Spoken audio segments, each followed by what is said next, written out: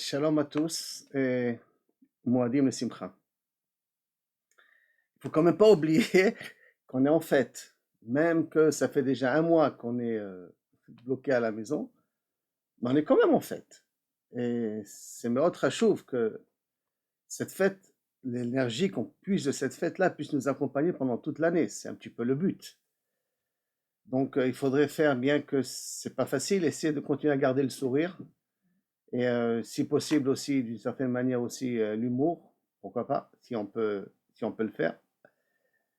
En tout cas, ce que je me suis dit, que ce serait bien, puisqu'on va commencer Pirkei Avot bientôt, et que Pirkei Avot, ça va nous accompagner pendant toute la période jusqu'à Shavuot. Alors, d'essayer de voir comment on peut ensemble comprendre l'enseignement de nos maîtres. C'est-à-dire comment on peut prendre une Mishnah, et on va essayer plus ou moins de la décortiquer, de la regarder de différentes facettes, et de voir qu'est-ce qu'on peut en tirer, et qu'est-ce qu'on peut apprendre. Donc c'est un genre d'étude qu'on va essayer de faire ensemble, tout en espérant bien entendu d'arriver à apprendre des éléments qui vont nous accompagner dans la vie de tous les jours. C'est un petit peu ça aussi le but. Et que Bezrat Hashem, ça nous permet que de nous propulser Kadima en avant pour mieux comprendre Akadosh Baruch Hu dans le monde. C'est tout le but, c'est en fin de compte, c'est de comprendre Boré Olam. On est là, on est dans ce monde-là pour ça. On existe et on a les mitzvot pour ça. Alors, d'une certaine manière, tout le but, en fin de compte, c'est d'arriver à pouvoir ressentir Akadosh Baruch Hu plus dans notre vie de tous les jours, avec toutes les difficultés que ça impose. Soyons réalistes, que des fois, il faut apprendre à regarder Akadosh Baruch Hu, même à travers les difficultés. Alors, on va commencer avec la première Mishnah de Pirkei Avot. Je crois que plus ou moins chacun de vous a Pirkei Avot chez lui à la maison. Donc, ça pourrait être un peu plus facile de pouvoir suivre dans les mots.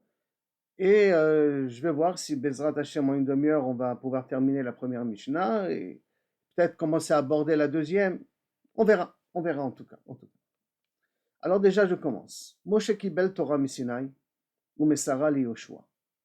Moshe a reçu la Torah du Sinaï et l'a transmise, Mesara, à Yoshua. D'accord? Donc pour l'instant, je traduis, après j'explique. Mais Yoshua la Skenim, Yoshua il l'a transmis aux vieux, de quel vieux on va voir. Skenim la Nevi'im, les vieux vont transmettre ça aux prophètes. Et les Nevi'im, Masrou al Anshek Knesset Agdola, les prophètes l'ont transmise à la grande assemblée. Cette assemblée-là qui s'est réunie après la destruction du deuxième temple, plutôt plus précisément pendant la construction du deuxième temple, après la destruction du premier temple, excusez-moi, pendant la construction ou la fin de la construction du premier temple, en tout cas dans cette période du deuxième temple, du deuxième temple, donc la construction du deuxième temple, d'accord, on parle de cette grande assemblée de 120 personnes, que parmi eux il y avait des Nevi'im, il y avait des prophètes parmi eux, Haggai et Malachi, les deux derniers prophètes des Tréhassar se trouvaient dans le Knesset Agdola. Il y avait aussi Mordechai qui était présent dans le Knesset Agdola, qui a pris une certaine période. Vem amrou shlosha devarim. Eux, ils ont dit. Quand on dit qu'ils ont dit, ça veut dire que pour eux, théoriquement, ça a été comme un enseignement de base. Que si on voudrait poser la question à Saint-Michel Agdola, comment tu pourrais me résumer tout ce que la Torah attend de toi, si je me permets d'expliquer comme ça, alors sache que la Torah attend de toi trois choses, puisque eux, ils sont les aimants de la transmission. Alors cette Torah-là, comment elle peut exister, qu'est-ce qu'elle te demande, quelles sont les bases de tout ça, de cette Torah-là. Alors c'est pas comme Rabbi Akiva que nous savons tous qu'a dit Vertaler Hakamocha, là c'est quelque chose de beaucoup plus développé. Shlosha Devarim, trois choses, toujours trois, c'est une notion de base. C'est un trépied, c'est un triangle, ça permet de pouvoir tenir. Traduction pour l'instant littérale. Soyez patient pendant que vous jugez. Badin, c'est-à-dire le jugement. Essayez d'être patient pendant cette notion-là de jugement. Quand vous devez juger quelqu'un, soyez patient. Metonim, ne soyez pas pressé à donner vos réponses. Hamidou talmidim marbe. Hamidou, c'est un peu spécial. Mettez debout, et je précise bien la traduction parce qu'on en aura besoin pour un peu mieux comprendre qu'est-ce que veut nous enseigner cet acte-là. Mais en tout cas, Hamidou, tenez, mettez debout vos élèves, donc créez des élèves harbés, sans compter. Par contre, on termine, versus Seyag la Torah. Et apprenez à mettre des barrières, des limites à ce que la Torah t'enseigne. C'est que la Torah te dit, ah, fais A plus 1. Et le 1 n'est une barrière pour d'une certaine manière, ne pas transgresser le A, ne pas transgresser la base. Donc, prenez sur vous des choses qui sont un peu plus que ce que je vous ordonne. Voilà les 3 bases que vient de nous enseigner un échec de cette là. Alors, Mishnah, très connu, vous l'avez appris chaque année, vous l'avez transmis chaque année. Maintenant, on va commencer à poser des questions pour essayer de comprendre, mais qu'est-ce qu'elle veut, cette Mishnah? Premièrement, Moshe Torah Kibel Torah Misinaï, qu'est-ce que je viens de savoir? Que Moshe l'a reçu de Sinaï, mais c'est évident, on sait très bien qu'il a reçu de Sinaï. Il n'y a rien de nouveau à ce niveau-là. Tu m'apprends rien dans cette Mishnah de savoir que Moshe il a transmis la Torah de Sinaï. Deuxièmement, Messara. C'est pas écrit que Yoshua Kibel mi Moshe. Yoshua, il a reçu de Moshe. C'est marqué que Moshe transmet à Yoshua. Il y a ici une transmission. Non, en vérité, la question qui s'impose, et que vous devez a priori tous la poser sur place, c'est que Moshe n'a pas transmis qu'à Yoshua. Moshe l'a transmis à tout le peuple juif. Et si on regarde la Gemara qui nous dit comment Moshe il a enseigné la Torah, on ne voit pas que Yoshua fait partie des personnes, en tout cas, qu'on met en amont, qu'on met en devant, pour nous préciser que comment Moshe Rabbeinu il a transmis la Torah. Parce que la Gemara nous enseigne que Moshe il a transmis la Torah 4 fois. D'abord, il a enseigné à Aaron. Après qu'il a enseigné à Aaron, il a répété une deuxième fois devant Aaron aux enfants de Aaron. Après qu'il a transmis aux enfants de Aaron, il a retransmis aux Zkenim, aux vieux, aux sages, aux Dayanim, devant Aaron et devant les enfants de Aaron. Et après qu'il a terminé de la retransmettre aux Zkenim, aux sages de la nation, il a transmis à toute la nation devant Aaron, les enfants, et les sages. Après qu'il a transmis 4 fois, Moshe Rabbeinu se retire et Aaron prend la relève. Donc il transmet lui à ce moment-là à ses enfants, aux vieux et à tout le peuple juif. Et ainsi de suite. Aaron se retire, puisque ça fait 4 fois qu'il a entendu la Torah et il la transmet une fois. Il se retire, il laisse aux enfants. Eux, ils disent une fois aux Skenim, aux Béné Israël, ils se retirent. Les Skenim après tout le peuple juif. Et comme ça, on a chacun entendu 4 fois la Torah. Et Yoshua n'est pas mentionné ici. Et là, on nous précise que non, Dafka, Massara et Yoshua. Vous pourrez me dire, oui, non, mais c'est très spécial, parce qu'en vérité, qui c'est qui a pris la relève au niveau de la Hanaga, au niveau de la gérance du Ham Israël? C'était Yoshua. Alors c'est pour ça qu'on a mis Yoshua, mais on aurait pu mettre Aaron, on aurait pu mettre. Mais peut-être, à part cette notion technique, cette réponse technique, que parce que Yoshua, ça a été la personne qui a pris la place de Moshe Rabbeinu, donc c'est un petit peu normal qu'on dit Messara et Yoshua. Pourquoi on nous parle spécifiquement de Yoshua? On ne parle pas de Aaron. On ne parle pas des autres aussi. Qu'eux, ils sont dans la tradition, les personnes qui ont même enseigné la Torah aux autres, du vivant de Moshe Rabbeinu. Après, si vous remarquez, Yoshua Laskeni n'est pas marqué Messara. Il n'y a pas le mot, le verbe n'est pas écrit. Messara, c'est pas écrit. Alors vous pourrez me dire, ouais, non, mais c'est normal. Ça prend ça on l'a dit ça au départ et ça fait que continuer. Je veux bien. Donc, Skenim, la Nevi'im, ça continue. Mais là, d'un coup, Nevi'im, Messaroua, l'Anshek et cet Agdola. Là, on nous remet le mot Messara, Messaroua, parce que c'est un petit peu au pluriel. Alors, si tu me le mets à la fin, tu me le mets au début, pourquoi tu ne me le mets pas au milieu? Bon, parce que c'est un peu symétrique dans la Mishnah, ça rentre bien dans la Mishnah, c'est pour ça que je le mets au début et je le mets à la fin, c'est ça un petit peu ce que l'auteur a voulu mettre pour que ça soit joli à l'oreille, Messara, l'Anshek et cet Agdola. Pourquoi au début et à la fin et pas au milieu? Qu'est-ce qu'il y a de problème au milieu? Donc avec les Skenim, qu'il n'y a pas le mot Messara là-bas. Et après cela, on voit qu'ils viennent, ils nous disent 3 choses. Et ces 3 choses, semblerait-il, sont à la base, Kaviachol, de quelque chose. Ça veut dire que si je veux laisser un héritage, je laisse un genre d'héritage, et là, ils disent, voilà, vous savez les gars, pour que Kaviachol, la Torah, elle puisse continuer à exister, alors nous avons besoin de 3 choses de base.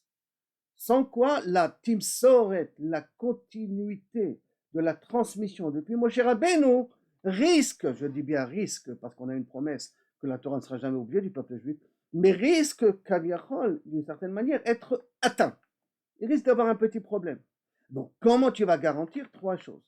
Pourquoi? Et et Yoshua n'a pas transmis aussi une règle de base, les Skénim n'ont pas transmis une règle de base, les prophètes n'ont pas transmis une règle de base, il fallait uniquement que Kaviachol, ça soit l'Anshek Knesset Agdola, qui voit le besoin de donner ici une méthodologie, si on peut dire, pour essayer de garder ou de continuer, ou de prendre la responsabilité de transmettre cette Torah. Qu'est-ce qui s'est passé avec Anshek Knesset Agdola pour qu'on nous précise que eux, spécifiquement, ils ont dit quelque chose.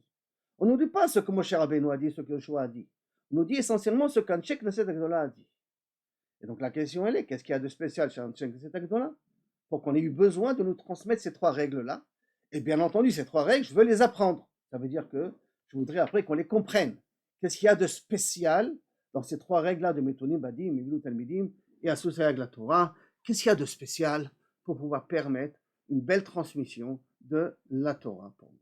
Alors, on va maintenant, de ces questions-là, commencer à essayer ensemble, avec votre permission, de répondre potentiellement à ce qu'on peut répondre. Ce que je vais dire, c'est un ensemble du Rav Knafo, du Ben Ishraï, du Rabbeinu Yonah, et d'une réflexion un petit peu comme ça, sur tout ce que les commentaires essayent d'expliquer, du Barthénoura, expliquer sur cette Mishnah-là.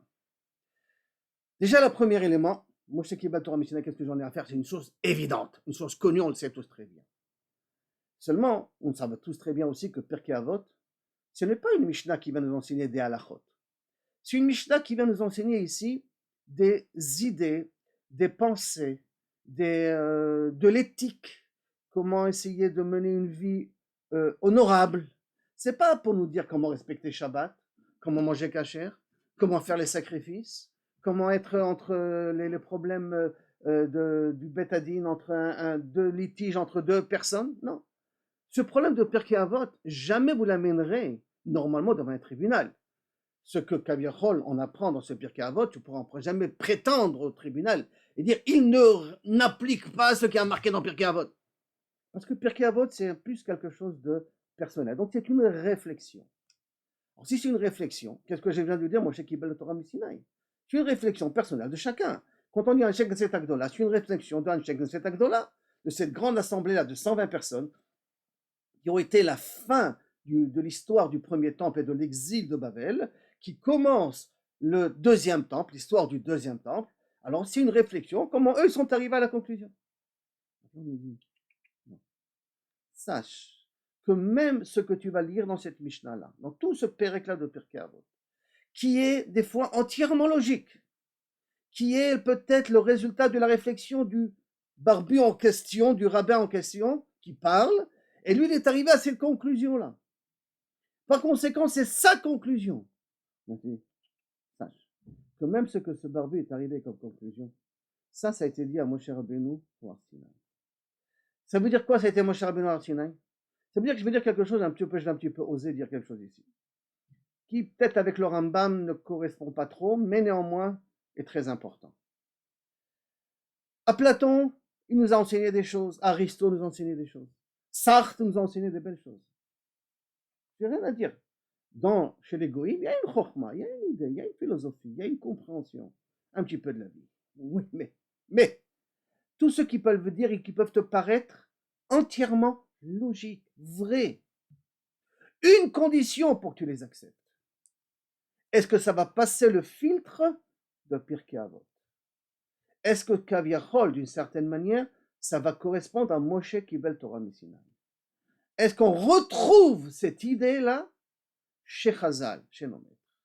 Si on la retrouve chez nos maîtres, alors, inachenami, ça peut marcher. Cette philosophie que Sartre a dit, elle marche. Le Rambam a prétendu que Aristote, par sa réflexion, s'il aurait été juif, il aurait pu être prophète. S'il aurait été juif, ça veut dire qu'il y avait la prophétie. Il est arrivé à un niveau de réflexion que Kaviachol, d'une certaine manière, c'est ce qu'un l'être humain, rien que par la raison, il peut y arriver. Mais attention, ça a une condition. C'est la condition que Moshe Kibel Torah Misinaï, que ça vient de Sinaï, qu'il y a ici quelque chose qui correspond à ça. Vous allez me dire, oui, mais Pirkei Avot ne va pas tout traiter. Il y a le Rav Yechiel Al-Kovzon, je ne sais pas si vous le connaissez, c'est un des grands éducateurs de notre génération. Il a raconté qu'une fois, il donnait des cours à l'université à Haïfa. Et quand il donnait des cours à l'université, il avait marqué dans le titre la pensée asiatique de la vie de l'homme. La salle pleine. Et il a commencé à expliquer un petit peu les différentes philosophies qu'il y a là-bas. Et après qu'il expliquait une idée de, je ne sais pas moi, d'un certain gourou ou d'une certaine philosophie asiatique, il montrait qu'en fait, quand cette philosophie était écrite dans Pirkei Avot. Et il montrait que c'était écrit dans Pirkei Avot. En réalité, il avait utilisé le titre pour montrer qu'on n'a pas besoin d'aller chercher tellement loin, c'est écrit dans Pirkei Avot. Il a commencé le premier shiur. Il y avait 250 élèves. Le deuxième cours, il n'y avait plus qu'une trentaine, une quarantaine. Ah non, si tu fais lier ça à la Torah, ah non, c'est déjà plus valable. Pirkei Avot nous dit, Moshe Kibel Torah Messinaï, même la façon, comment tu arrives à une déduction, à une conclusion qui est très belle, que Baruch Hashem Akadosh Baruch Hu nous a donné un cerveau pour réfléchir. Tu arrives à une conclusion, excellent. Elle te paraît très logique, super. Maintenant, avec une seule chose. On va voir le barbu et on va lui demander est-ce que ça corrobore avec ce que Chazal nous a enseigné. Si ça corrobore avec ce que Chazal nous a enseigné, alors d'une certaine manière, Inachanami, j'ai bien réfléchi, Baruch Hashem, que je suis arrivé à cette conclusion-là. Si ça ne corrobore pas à ce qu'Akadosh Baruch Hu a dit, donc, à ce moment-là, peut-être ma compréhension n'est pas la bonne.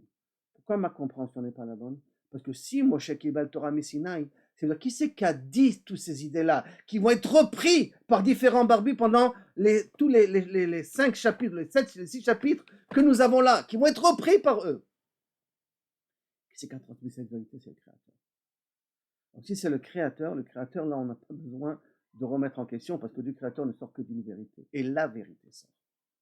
Par conséquent, après, elle va être définie, chacun il va s'identifier à une vérité plus qu'une autre. Ça veut dire à une idée plus qu'une autre. Il va la prendre comme étant son drapeau à lui, sa vie, son mentor, son phare que le dirige dans sa vie. Mais au départ, il faut savoir, ça vient du Créateur.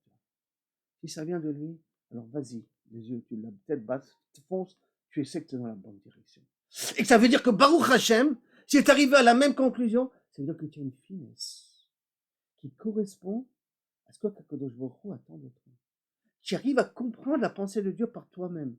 Puisque la conclusion que tu as eue, c'est la conclusion de Chazal.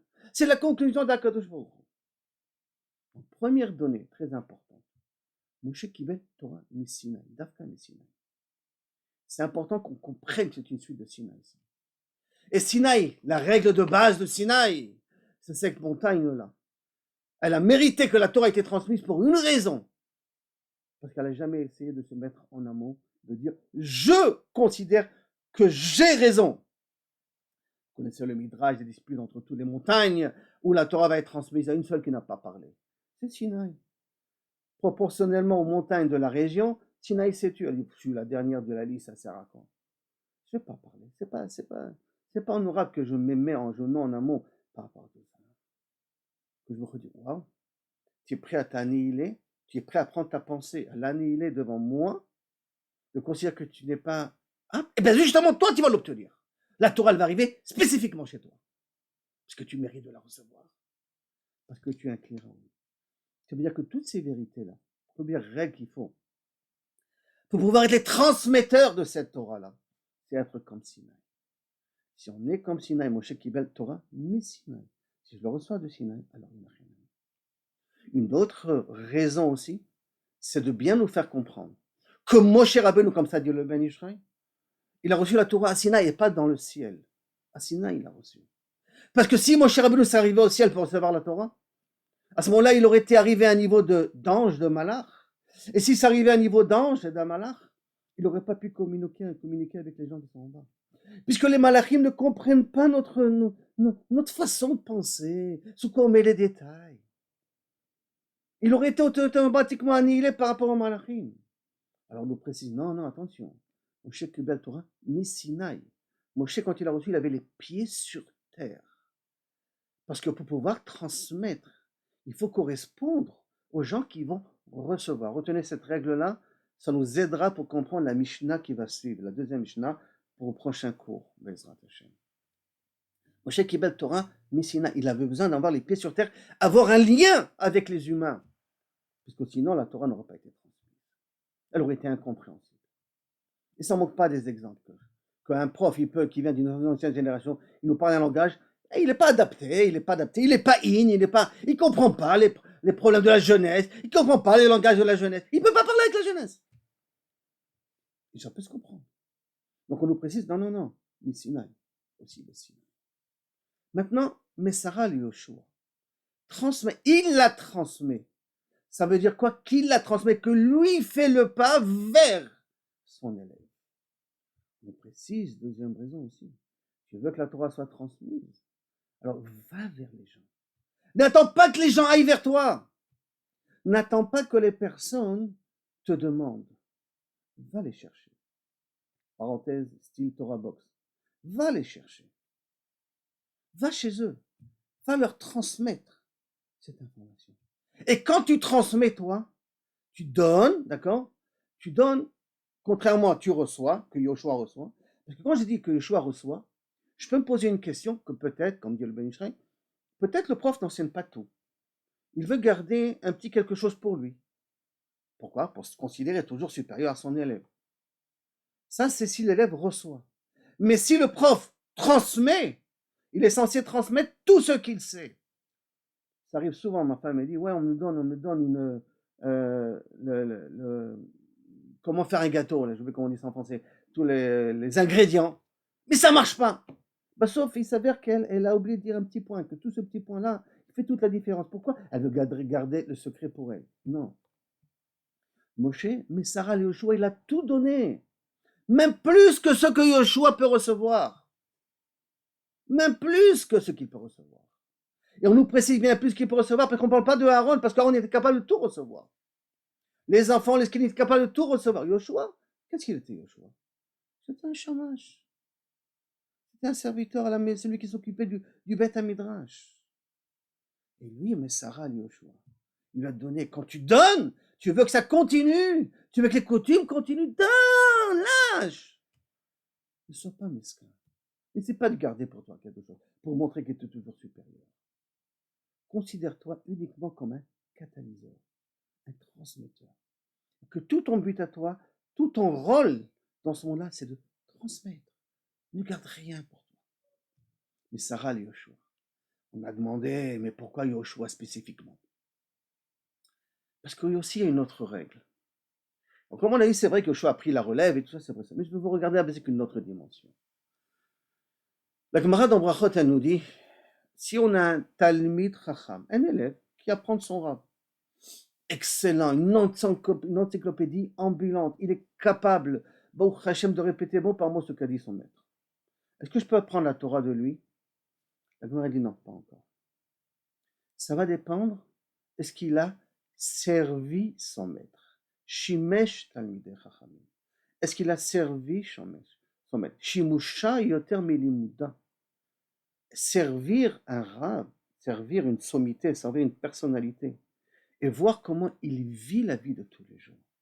Comment il prend son enseignement et il le rend réel, concret, dans le fait comment il mange, comment il dort, comment il parle, comment il se promène, comment il communique. Pas uniquement le mettre au haut de sa cathédrale et de commencer à parler, et je suis à un puits qui n'arrête pas de boire, une éponge, je reçois tout. Oui, non, mais ça, c'est de la connaissance. C'est apprendre les maths. Il faut spécifiquement Masral et Yoshua, Yoshua.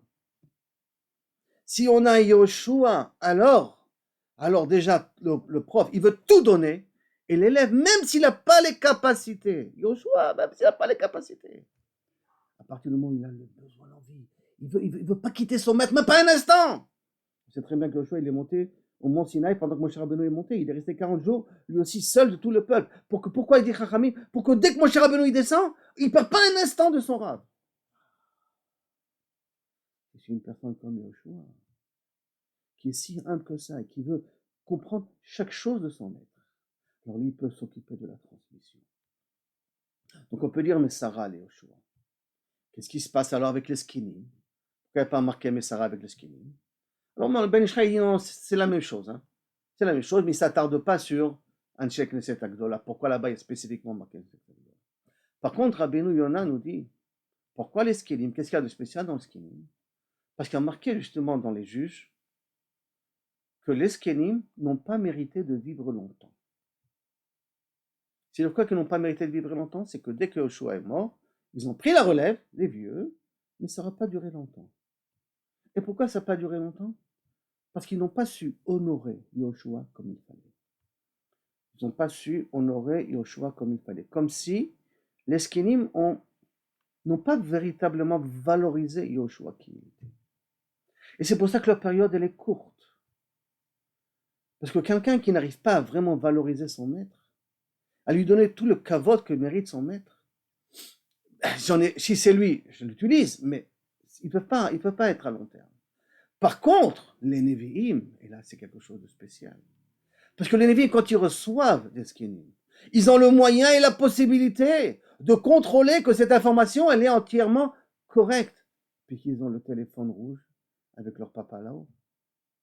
Par conséquent, les Nevi'im comprennent l'erreur, et eux, quand ils vont chercher un Sheikh Neset Agdola. Eux, ils vont essayer de transmettre un Sheikh Neset Agdola. Eux, ils vont leur donner, ils vont aller vers les gens, parce qu'ils ont compris l'erreur des Zkenim. Et par conséquent, c'est eux, c'est au contraire. On revient à la vraie façon comment transmettre. Sheikh Neset Agdola. Alors on avait demandé, si c'est un Sheikh Neset Agdola, alors pourquoi ont-ils besoin de nous donner d'un coup 3 règles, alors qu'auparavant on ne nous a pas dit quelle règle Yoshua spéciale, à part toute la Torah, a transmis? Parce qu'ils sont responsables de la transmission de toute la Torah. Mais est-ce qu'ils avaient un drapeau, une idée, quelque chose? Ça, le Mishnah ne nous le dit pas. Mais Sheikh Neset Agdola, ça nous le dit. Et pourquoi? Pourquoi à partir de ce moment-là, on commence à nous transmettre des idées importantes, des bases de la vie? Parce que Sheikh Neset Agdola savent très bien qu'il y a quelque chose qui va changer dans le monde. Pas coronavirus uniquement, qui va changer dans le monde, il y a quelque chose qui va changer dans le monde. C'est que la prophétie va s'arrêter. Dès que la prophétie, elle s'arrête, ça veut dire que maintenant, on n'a plus le téléphone rouge. Si on a un safek, on a un doute, on va devoir le résoudre tout seul. Il y a des fois, ce qu'on va voir plus tard dans la Gemara, Bat Kol, une voix du ciel qui sort et qui dit, comme on a dit que la halakha est comme Bet Hillel, pas par Bet Shammai. Mais en vérité, la vraie prophétie où j'ai la possibilité de poser la question au prophète, il prend le téléphone, il a la réponse sur place, ça va s'arrêter. Comme la Avodah Zarah s'est arrêtée, donc la prophétie s'est arrêtée en même temps, puisqu'ils ont annulé. Par conséquent, qu'est-ce qu'on va transmettre de règles, de base qui va permettre que la Torah puisse se diffuser? Parce qu'on risque de perdre la source. Alors comment on va faire qu'elle va se diffuser? C'est vrai qu'il y a le Sanhedrin. Mais le problème que le Sanhedrin, il faut aussi qu'il arrive à s'imposer. Un Sheikh Neset Agdola, c'est quand même quelque chose d'imposant, important, 120 personnes, des prophètes à l'intérieur, tout le monde respecte. Sanhedrin, il faut arriver à respecter. Et en plus, Sanhedrin, il n'y a pas de garantie qu'il puisse continuer.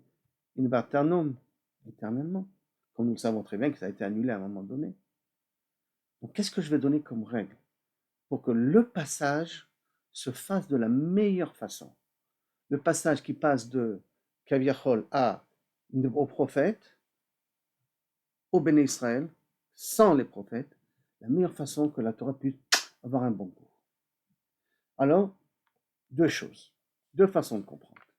Une première façon de comprendre, et vous metonim badin. Din veut dire la justice, la rigueur. Veut dire aussi les difficultés. Parce que qu'est-ce que c'est une difficulté dans la vie d'une personne? Difficulté dans la vie d'une personne, c'est aussi la midat adin qui est sur lui. La rigueur qui est sur lui. Comme on est en train d'être au Bible là maintenant, avec la coronavirus, on a un peu de din, puisqu'on est comme tous confinés et bloqués comme ça pendant un moment déjà. Le din.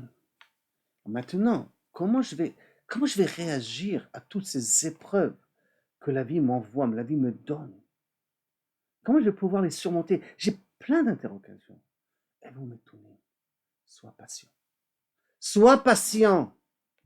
Parce que chaque chose passe. Chaque difficulté, à un moment donné, disparaît. Elle n'est pas éternelle. Par conséquent, quand tu vois le din sur toi, sois matoun, sois patient, sois calme. Ne te révolte pas. Ne te révolte pas. Comme on l'a déjà dit une fois, au nom du Rav Wolbe, Yemé Asina, les jours qu'on appelle les jours de qu'on est détesté, comme si détesté. Alors ces jours-là, on les, euh, on les fait passer sans évoluer, mais on les fait passer sans tomber non plus.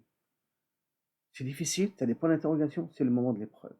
C'est le moment de la Emouna, comme on a dit, si vous vous rappelez dans la Haggadah. C'est le moment de la Emouna. C'est le moment de te dire, il y a une raison de tout ça. Donc sois patient. Parce que si tu te révoltes, ça va qu'empirer la situation. Maintenant, comment apprendre à être patient? Quelle est la règle qu'on peut recevoir pour apprendre à être patient? Première règle, Avou metunim badim. Excusez-moi, non. Hamidu tamidim marbe. Ayez beaucoup d'élèves. Mais hamidu, rendez-les indépendants. Qu'ils arrivent à se tenir sur leurs pieds. Pas essayer uniquement de leur transmettre une information. Et j'ai fait mon devoir. Non!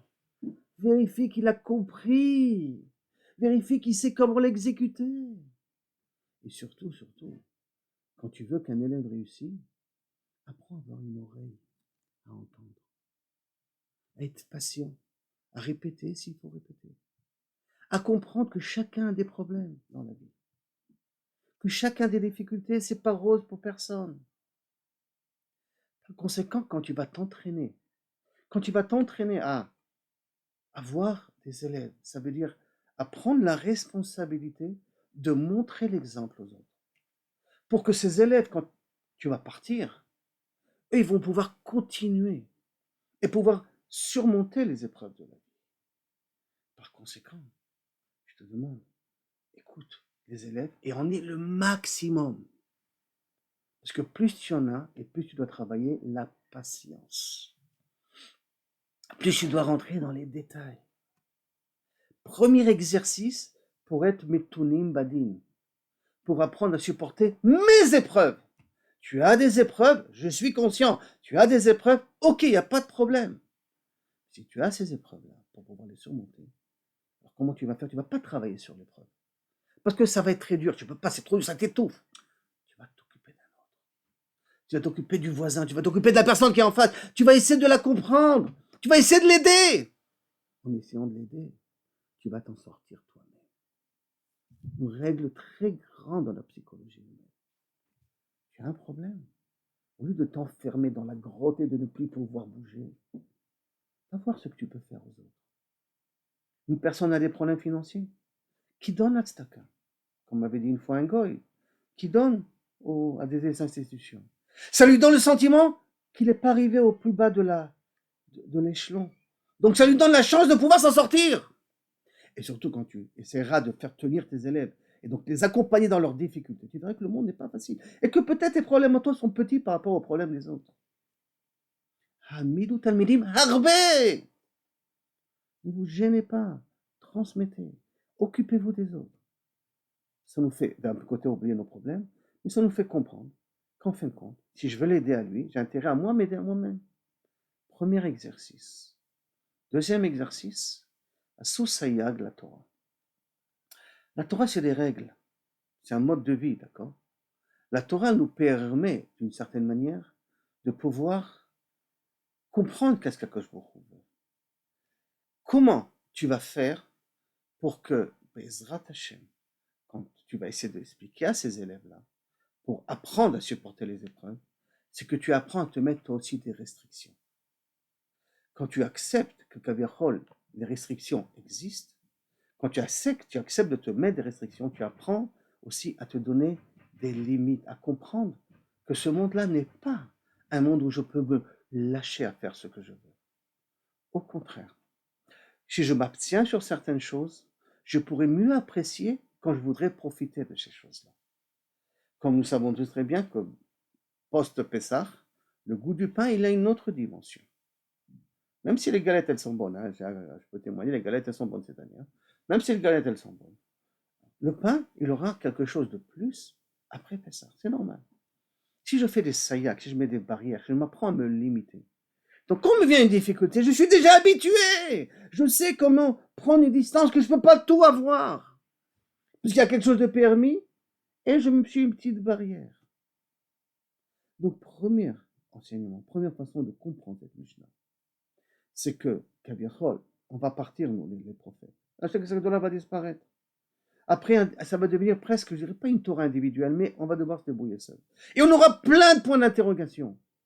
Alors, la première chose que je te demande, Mitonim Badim, soyez patient quand vous avez une indigne, vous voyez la rigueur sur vous, ne réagissez pas tout de suite, attendez. Comment vous allez prendre la possibilité de pouvoir me retenir? Alors, première chose, occupe-toi des autres. Et de n'importe qui, Talmidi Marbé, mais de les faire tenir sur leurs jambes. Ça va te donner à toi des forces à surmonter tes épreuves. Et deuxièmement, dans la vie de tous les jours, apprends-toi à te limiter. Ne te lâche pas. Ne laisse pas les choses comme ça, Kavirchol. Mais je fais bali, hein, l'expression en français, en hébreu, bali. J'ai envie, je prends. Non, c'est fini. Apprends à te mettre certaines restrictions. Quand tu apprends à te mettre certaines restrictions, quand tu auras des difficultés, tu auras Kavirchol, des possibilités de répondre à ces difficultés-là. Il y a une deuxième explication. Je vois qu'il n'y a toujours pas de questions, donc je me permets de donner une deuxième explication là, Bezrat Hashem, à cette Mishnah-là, à moins que les questions commencent à s'écrire, ou que Mademoiselle Léa ou Madame Léa est prête à me les dire, mais pour l'instant, je continue. Deuxième explication, l'Anshek Agdola voulait que la Torah soit transmise, que la Torah continue. Alors, qui sont les teneurs de cette Torah? C'est les barbus. Et surtout qui les barbus? Les juges. Parce qu'eux, ils vont délibérer qu'est-ce qui est vrai et qu'est-ce qui est faux. Par conséquent, tu veux qu'on vous apprécie, vous les rabbins? Soyez patients. Quand on vous pose une question, n'essayez pas de vous débarrasser de la question. Et vous, Metunim Badin, dans le jugement, dans la réponse que vous allez donner, alors à ce moment-là, prenez votre temps. C'est la même chose à la maison. Ta femme te demande quelque chose, te pose une question, ne réponds pas tout de suite. Votre mari demande quelque chose, ne le jetez pas, ne le répondez pas comme ça rapidement. Prenez votre temps.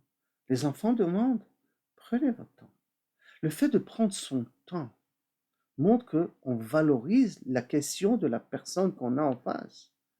Et dès qu'on valorise la personne qu'on a en face, la personne qu'en face, elle m'apprécie parce qu'elle voit que je lui donne sa place, je donne sa possibilité d'exister, je prends son cas au sérieux.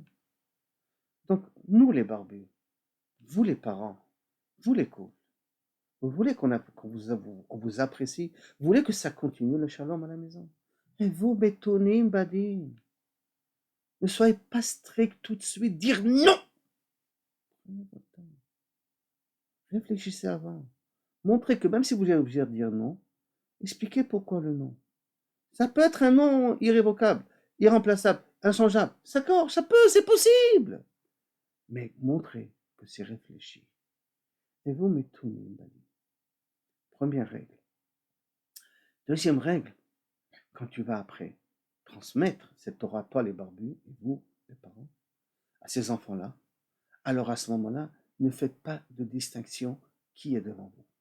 Souvent dans un couple, et souvent dans un prof, il a des élèves qui préfèrent, parce que ceux-là, ils sont sérieux, ceux-là, ils posent des questions, ceux-là, ils s'intéressent, et il y en a qui sont pas très intelligents, ou il y en a qui sont un peu révolutionnaires, ou il y en a un peu qu'ils n'en ont pas grand-chose à faire. Ha'amidu talmidi marbe. Ne faites pas de distinction quand vous transmettez. Ne faites pas de distinction. Transmettez, transmettez, transmettez. Qui veut entendre? Car on ne sait pas, parmi nos enfants, lequel qui va réussir vraiment. Et si il y en a un qui réussit à nos yeux, peut-être son fils, donc notre petit-fils, ne sera pas particulier.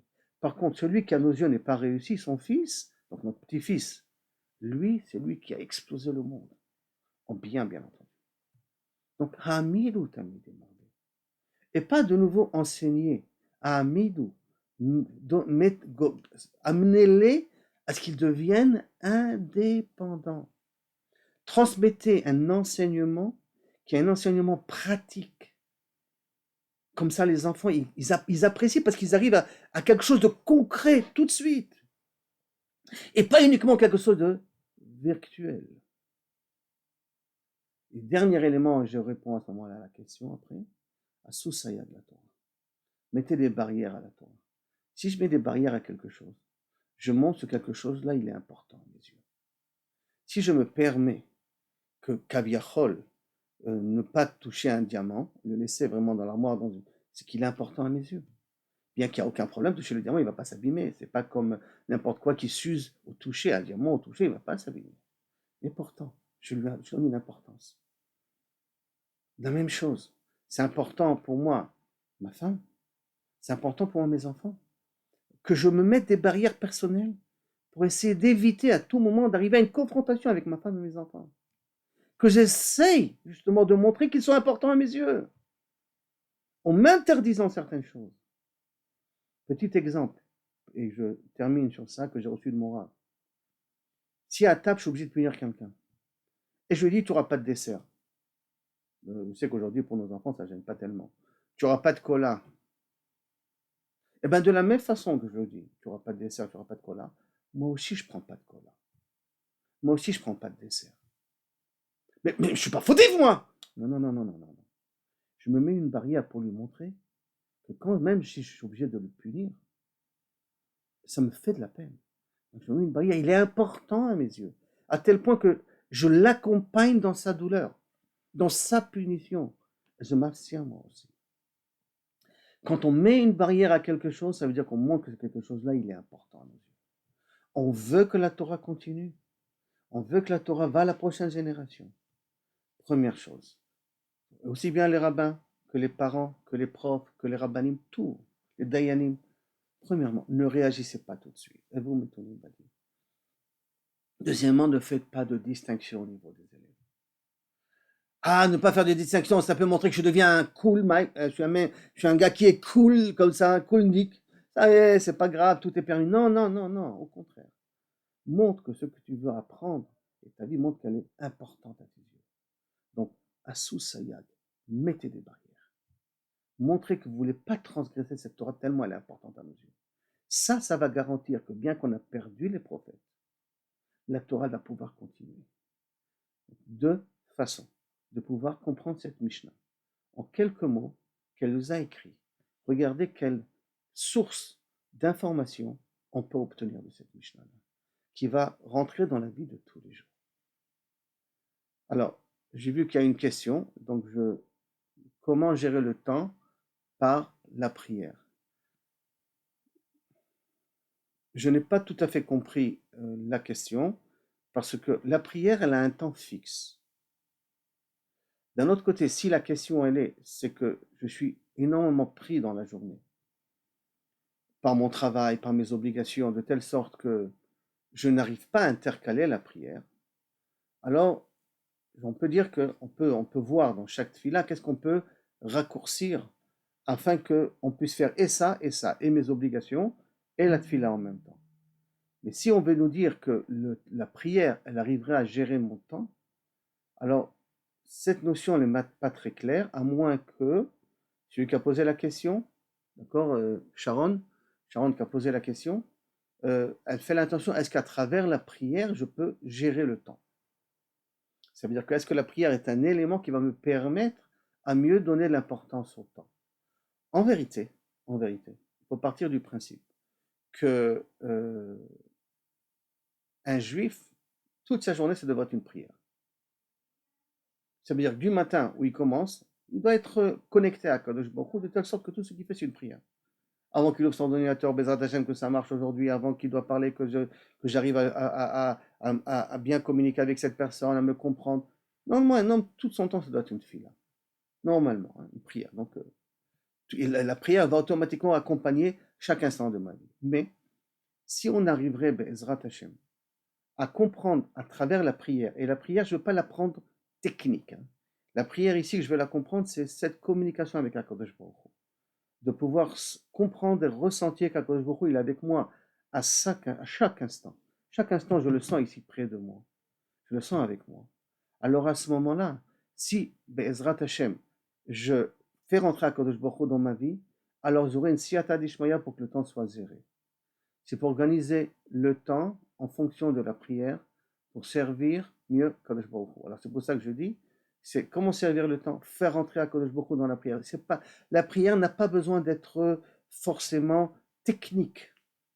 J'ai fait mes Tehillim, j'ai fait mes brachot, j'ai fait ma Amida. Non, non, non, non. Pour moi, la prière, c'est sûr qu'on a cette halachot là, qu'on a 3 prières si c'est un homme. Pour une femme, crois que Sharon, c'est le nom d'une femme, si je ne me trompe pas.